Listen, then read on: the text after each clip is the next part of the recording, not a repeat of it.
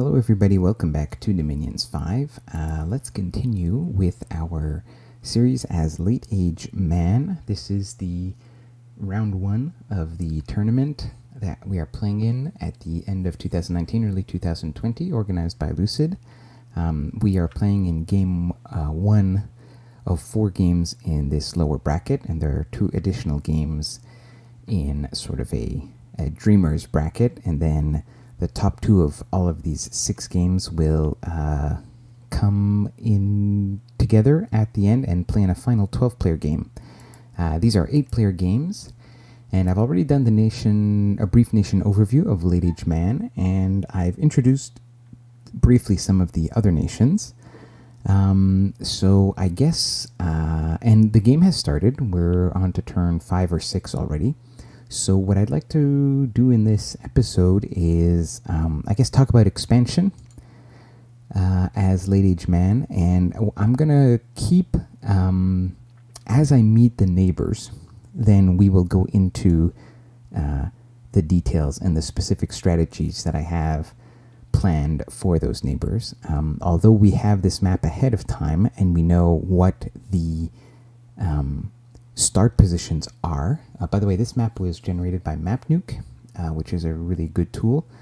You can see that, for example, the thrones here are nice and evenly spaced out, kind of in this grid pattern, and the player start locations are also evenly spread out, sort of in alternating kind of circles here. So I know that these are the start locations. This map, by the way, is kind of like a 2 vertical by 4 horizontal grid, and it wraps around. So if you see here, this is another start, this here is another start location, and we go 4 and we're back up to our capital. And horizontally, we have a start location here, another start location here, another start location here, and then we are here. So that's the layout of the map. I did a lot of testing on this map using the 8 nations that are playing in this game to see if the start positions are like how random they were. So one thing I know is that Atlantis always, I have never seen Atlantis not spawn in this start location because it's coastal. Similarly, in my tests, I actually never saw Cetis not get the Wasteland start, which is what Cetis has, Wasteland Survival. That's appropriate for Cetis. And it's good that nobody else gets it, because that would really cripple their movement in and out of their capital. Now, in my tests, I actually found that Tianchi almost always, let's see, there's a spot here. Tianchi almost always had the plains start, which I'm looking for now. But this one here, I believe this is a start location, right? 1, 2, yeah, there's one here, and then 1, 2, 1, 2 here. This one.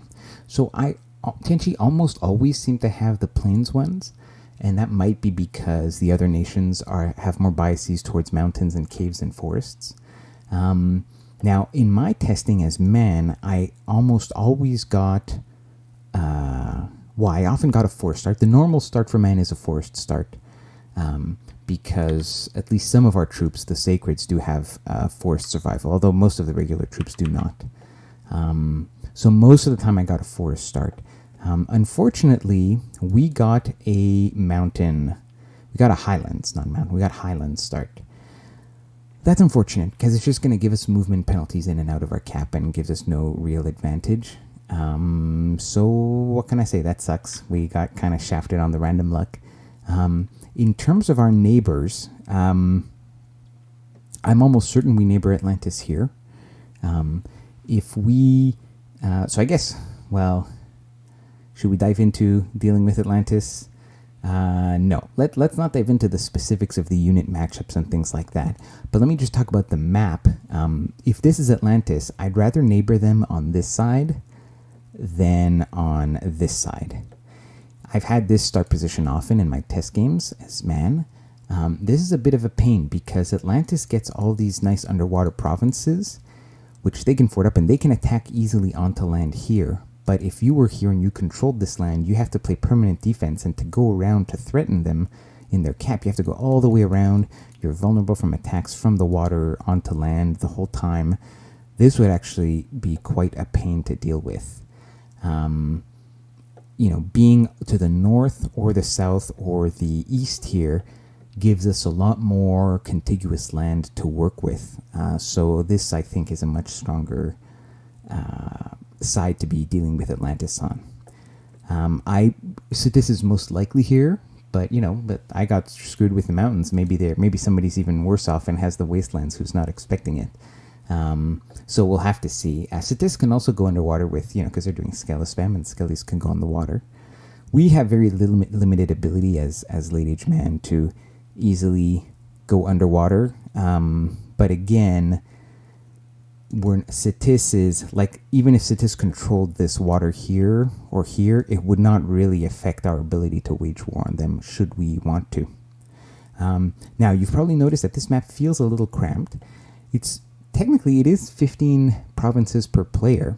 If you consider, this is basically a square grid, right? So you've got 9 in what's not technically in the cap circle. Every start has 5 connections. Everybody has 5 connections. That's what's great about this map generator. It's very fair that way. So everybody's cap circle has 5 provinces.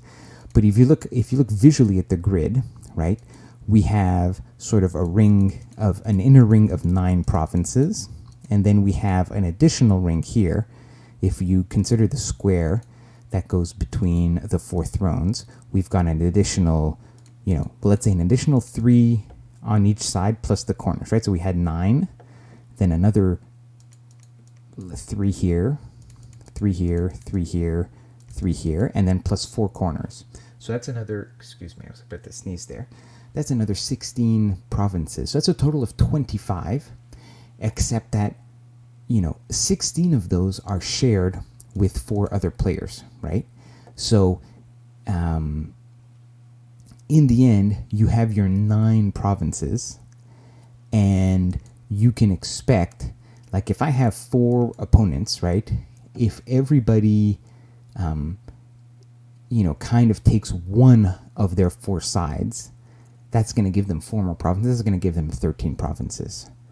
And so, I actually don't remember the total province count of this map. Actually, we could check that right now. If we create a world here on Tournament Game 1, the province count is 128. So, that means 16 provinces per player, right? Because 10... 5, 6, yeah, that's exactly 16 provinces per player, if you divide it all perfectly. Okay, so that's it for the map. Well, let's look a bit more specifically at our cap circle. We're not going to blind expand, but the other thing that's key on this map is that you have large provinces. The large provinces are clearly indicated by little sprites on the map. So this is, you can double check it by opening it up in the map editor, but it's kind of not needed because part of what this map maker does is it makes it very clear using these sprites, these village sprites, which are the large provinces. So this is a large one, this is a large one, this is a large one, this is a large one, but it's in a forest. Right, this is a large one. You can identify all the large, and you see how they're all strategically placed 2 from 2 players' capitals. So for example, this is 2 away, but it's also 2 away from here. And this one is also 2 away from both me and this player, right? So it's designed to have a lot of tension in terms of early expansion, right? It's important to be able to expand. If I focus on just clearing my cap circle first, I'll get that successfully, but my opponents on all sides might have already cut me off from these much more valuable provinces. So for this game in particular, it's important to be able to expand without too many reinforcements from your capital. So that, typically, in other words, can your starting army take 2 indie provinces, or does it have to do the first expansion and then use reinforcements and do the second expansion in your cap circle and then move out from there? That's actually going to matter a lot in this game. So, we're doing man, so of course we're going scales. Would you ever take an awake expander as man? No. No, I mean, you wouldn't. Man has no trouble expanding, even in the late age with the tougher indies. Is there, I just don't think you really can justify taking an awake expander, because also there's not an awake expander meme bliss that, we are going to use these sacreds as part of our expansion, but you're sacrificing scales. It doesn't make sense to me. It doesn't make sense. Is there like a specific, if you knew a matchup, you were doing a duel, you're expecting some kind of meme cheese from somebody else, and you've got an awake expander that can counter it? I mean, I guess, but no, we don't need an awake expander. How do we expand as a late age man? Well, unfortunately, our starting army is pretty weak. This is late age, so it's crossbows everywhere, a lot of heavy cavalry. These guys are pretty garbage. We do have some longbows. The longbows, so often archery as part of your initial expansion can be tricky because they tend to kill your own guys. Fortunately, we're late age men and everything has like 20 protection or whatever, 18. So our own longbows, if they cause a bit of friendly fire, are unlikely to kill us. Also, our longbows are really precise. We've got 12 precision. So we're less likely to have friendly fire. And it turns out that archers are great against crossbows, especially indie crossbows with no protection. So often you can have these guys on fire archers, which is a good thing in general to do if you're fighting crossbows. And that can help whittle down the crossbows in the back. Sometimes you can even get a rout because you can hit the commanders that are back there. So these are not terrible. What we need is some meat on the front line, some meat that will work for expansion. We have a couple of options. Well, there are a couple of ways you can do expansion, actually. Shitty medium infantry with javelins, or even light infantry with javelins, is actually very good in a lot of ages for expansion. Late ages, it'll still be good versus indie tribes as long as you have shields to block their own javelins or their arrows. It's obviously great against militia and light infantry, but in late age you tend to have a lot more heavy infantry, and you also end up with a lot of crossbows and heavy cav. And light or medium infantry with javelins just don't do well against heavy infantry with shields. The protection is just too high, and you can never cause a rout with the first javelin volleys. This length 4 is maybe going to cause some repels, but this is a pretty weak unit in terms of its protection and its stats and its shield to survive crossbows, or to survive like heavy infantry. Like, just heavy infantry will beat this. Obviously, if you have overwhelming numbers, maybe. But these are not great. Now, foresters, pelt them with arrows and then run at them dual wielding. And especially they're cheap, so you're going to have a bajillion of these. They are very killy, but they have very low protection and low defense, and they're human troops, and they don't have shields of their own. So they actually tend to die in surprising numbers. Their overwhelming kind of strength is great for raiding against sort of small and medium amounts of PDs, but indie provinces tends to have more stuff than PD, unless people are putting like 20, 30 PD, obviously. But most people put 6 PD, and so these are good at killing 6 PD. They're not great at clearing indies. These, incidentally, are great at killing giants, but we're not fighting giants today, so we might see a lot of these guys. Okay, so now, would we ever want to have longbowmen as part of our expansion? You could, but you do need to. We still haven't solved the problem of what's going to be our front line, and initially we're going to need to fill out our front line with something.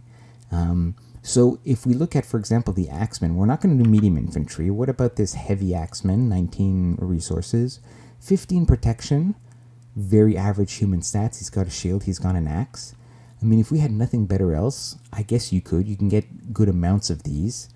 19 slashing damage is actually going to almost one-shot human indies.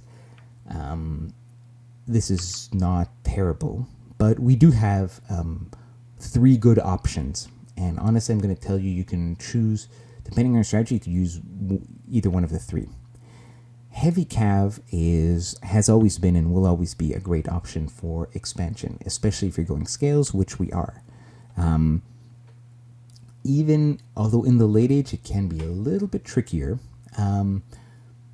only because, so anything that's infantry or archers or indies, unless maybe a ton of barbarians, this is going to just crush. Even a handful of them, you don't need like 10 of these guys. 5 of these guys is going to completely demolish, whatever militia and like light infantry, even heavy infantry. Okay, the lance charge is going to one-shot all human types of infantry, and then you have 2 attacks. So you have 4 attacks per turn, per square, a good attack density. These guys actually have very high defense, and anything that gets through the defense has to go through 18 protection. And they have high morale, so even in small numbers, they're not going to rout. Heavy cav is definitely an option. Now, where can heavy cav run into trouble is against provinces with crossbows and decent chaff that you have to chew through. So the reason is, if you have your heavy cav attack closest and run up against the chaff, like let's say they have their own heavy cav or they have heavy infantry, but the province is mostly crossbowmen, then they're going to take 3-4 volleys of crossbows while fighting tons of chaff. Now, normally, these guys have like a 6 parry kite shield and 18 protection. They're going to do very well against crossbows, in the sense that, a crossbow, here, if we look at a cheap crossbow, and a crossbow typically does 11, maybe 12 piercing damage, okay? Armor piercing and piercing damage, okay? So it's going to ignore 60% of armor. It's going to do 11 damage. So these guys have 18 protection. These guys have 18 protection. They also have a shield. So if the... actually, that's something I need to double check. So first of all, this parry value is huge. And it means that a lot of arrows are going to miss, even if they should hit the square. It's an attack roll versus a air quotes defense roll, but it doesn't check the defense. It adds 2 times the parry value, and DRN and other things. So we're getting a 12 built-in bonus. Now there's some numbers on the other side, but this is a huge parry number. So a lot of arrows are just completely going to miss because of these amazing shields. What does get through is the thing that I'm not sure. Normally, when you do an attack, there's a chance that it lands on the shield, and therefore you add the protection of the shield onto your protection. It might not be the case for the arrow, because I guess that would be double dipping, right? You would only get the benefit of the shield as a miss, not reduced damage. Although that's something I need to double check. Anyways, we're still at 18 protection. Now we're only getting 40% of that. So let's say we're at 8 protection. They're doing 11 damage versus 8. On average, it's only going to be 3 hit points, right? Obviously, there's DRN on each side, but we've got, that's not 1 crossbow bolt, or even 2 is probably not going to kill us. So if it was only crossbows, we'd be okay. But if you got to sit in crossbows for like 5 volleys while you're also taking chip damage from whatever melee infantry you're fighting, that's going to be bad news for your knights. And these are expensive. You ideally don't want to be losing any of them during your expansion. So that is something you need to work out, you need to worry about, or you certainly need to plan your expansion route accordingly. Now, you'd say, well, why don't you just attack rear or attack archers? That's a great idea, but where's your commander, and how's your commander not going to die to the swarm of heavy infantry coming at him? Because our commanders we don't have like a cavalry commander to go attack rear with them. We've got like combat speed 9 and combat speed 11 dudes, right? Yep, that's all we got. So we got slow commanders. Anyways, you can definitely do cavalry. You just gotta know how to pick your fights. Now another option is tower guards or defenders.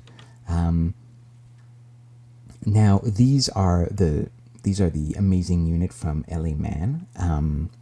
These are the special unit that stands out, and the reason they stand out is because they got crossbows plus shields, and then they're also just great heavy infantry. Now, this guy is sort of medium to heavy infantry. We've only, air quotes, but we've only got 13 protection. I mean, this is still a fantastic unit, don't get me wrong. It's still 13 protection with a kite shield crossbow. But we do also have the defender who has 16 protection. And in terms of, it's only a couple gold and a couple resource higher. I've actually talked about this in I think the first video, but I want to go over them again just so you see the difference in the stats. So the cost here is 12, 23, 14, and here it is 16, 27, 23. Now in the early game, you're going to be resource constrained. So this is 27 instead of 23 protection. If you're trying to do a strategy with these guys, feel free to mix them up in order to optimize the amount of resources you're spending, right? So if, for example, you're queuing up a bunch of defenders and you're short 4 resources, well, you better as well get 1 power guard and not just wait the extra turn for the defender. That being said, so these have 16 protection versus 13 protection. The magic resistance is tame. The morale on these guys is 12, whereas here it's 13. And then here we have 11, 12, 15 for the strength, attack, and defense. So 11, 12, 15. Here, 10, 11, 15. So we have 1 more strength and 1 more attack skill on these guys. The extra strength means that here the damage on the broadsword is 17, crossbow is 11.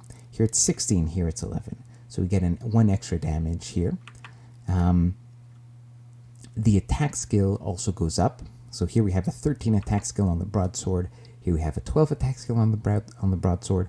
Finally, the precision is higher. Here it's only 11, whereas here it is 12, which for this weapon has a +2 bonus to precision. So we have 13 versus 14. So I believe, now I think the armor is the same. Chainmail, no, we have a bit more protection here. Let's see, we have, this one is a chainmail is 15 and 18. Yeah, they have the same helmet, but the body armor here is not as good. This is a 12 protection body armor. Here is a 15 protection body armor. And actually, the armor here gives 1 less armor, a defense penalty, but the unit must have a built-in +1 to just higher base defense stats. Both of them have the great kite shield. I believe that you should be getting defenders, even though they're the more expensive one. If you're just trying to put crossbow bolts in the air, then just recruit the cheap crossbows. They have good enough precision. In early expansion, saving your units matters. The difference between 13 protection and 16 protection is significant. Indies don't do great damage, but a lot of them do piercing damage, hits will get through. Hits will definitely get through 13 protection, and these are only 11 hit points units. So there is a big difference between 13 protection and 16 protection expanders.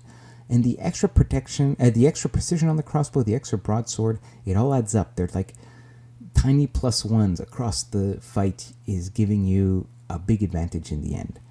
And because we're resource constrained, the percent difference in units you can recruit is like 20, like it's 4 compared to 24, so it's 1/6, right? So we're only talking like 15% more units. You could have 15% more of these guys. That's not super significant, right? So these are a solid choice for expansion. You put them in front. You would use something like, it's probably better to do hold and attack closest. Actually, you know what? I'm gonna talk about the scripting in the next episode. Let me move on actually to the sacreds. So these are great. Without talking about the formation, these are great because they have the kite shield. So anything, even crossbows, these guys are going to be okay against. They're not as super tanky as the heavy cav, but they're almost half the price, so you're going to get twice as many. And they're almost as good as tanky, basically. And so they're pretty much as immune to the shitty indies and the militia and stuff like that. But the advantage is they're going to get a few volleys of crossbow shots off before and after. We've still got excellent attack density and good melee fighting happening. So also great units for expansion. And these will have an even easier time fighting crossbows.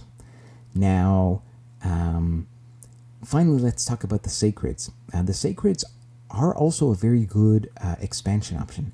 These are not much more expensive than the Defenders, right? Again, the gold is not super significant. You're going to be resource constrained early on, not gold constrained. You're going to be making plenty of gold. Now you still need the order scales mostly for the recruitment points, but again, that's only later.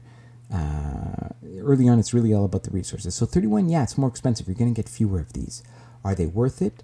Well, in terms of raw protection, these guys have even two more. So these guys are kind of like the knights. Now they don't have a shield, which means in melee, some hits that would hit the shield here are just going to hit the dude. And also in terms of arrows, these are much more vulnerable to crossbows. They can still take the hit. They're not going to die to a single crossbow bolt. And also this also depends what kind of bless you have on them. But they are more vulnerable to crossbows, that is for sure. Now they still have their own crossbow.